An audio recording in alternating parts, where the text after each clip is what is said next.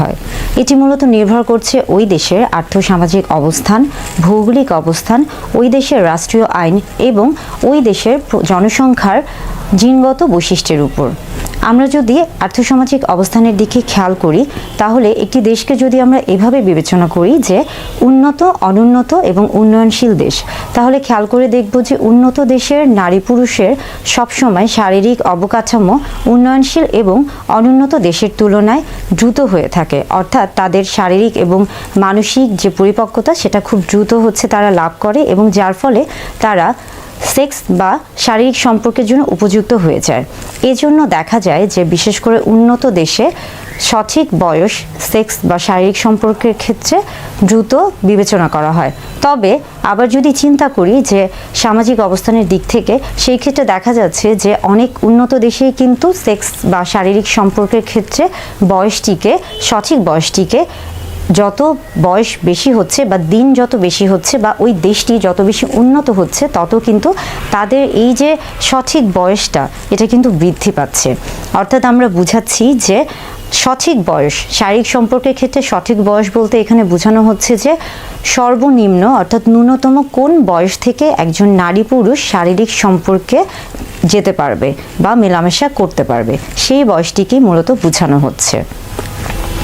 আবার আমরা যদি একটি জাতি বা গোষ্ঠীর জিনগত বৈশিষ্ট্যের দিকে খেয়াল করি, তাহলে দেখব যে বিশেষ কিছু প্রজাতি বা বিশেষ কিছু জাতির মধ্যে তাদের জিনগত বৈশিষ্ট্যের কারণে তাদের শারীরিক বৃদ্ধিটা ধীরে হয়ে থাকে, অথবা বয়সের সাথে সাথে তাদের শারীরিক বৃদ্ধি হলেও সেটা কিন্তু তাদের দেখা যাচ্ছে যে শরীরে একটা অন্যরকম একটা প্রভাব থাকে, যার ফলে তাদের যে শারীরিক এবং মানসিক এই যে সামগ্রিক যে পরিপক্কতা সেটা তাদের লাভ করতে কিছুটা সময় লাগে এবং যার ফলে তাদের জন্য এই বয়স কিন্তু কিছুটা দেরিতে আসে।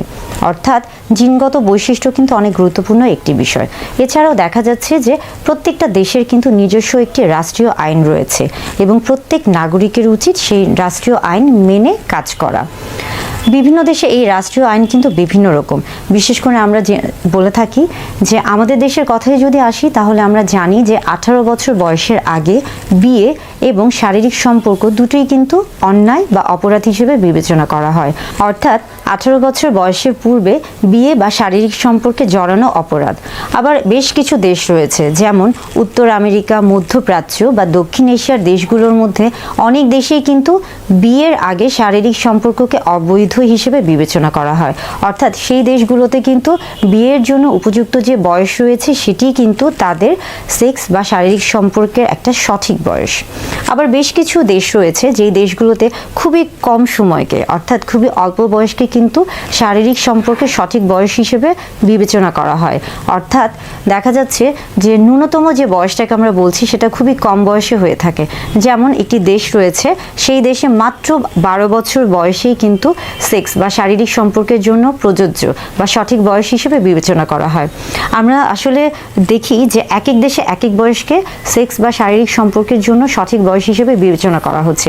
এটি মূলত নির্ভর করছে ওই দেশের এবং ওই দেশের যে নাগরিক রয়েছে তাদের বেশ কিছু অবকাঠামোর উপরে। প্রত্যেক সুনাগরিকের উচিত তার দেশের রাষ্ট্রীয় আইন মেনে তারপরেই বিয়ে করা এবং সেই অনুযায়ী শারীরিক সম্পর্কে জড়িত হওয়া। তবে একটা জিনিস মাথায় রাখা উচিত, আমরা কখনোই বাল্যবিবাহকে প্রাধান্য দিব না। শিশু নির্যাতন বা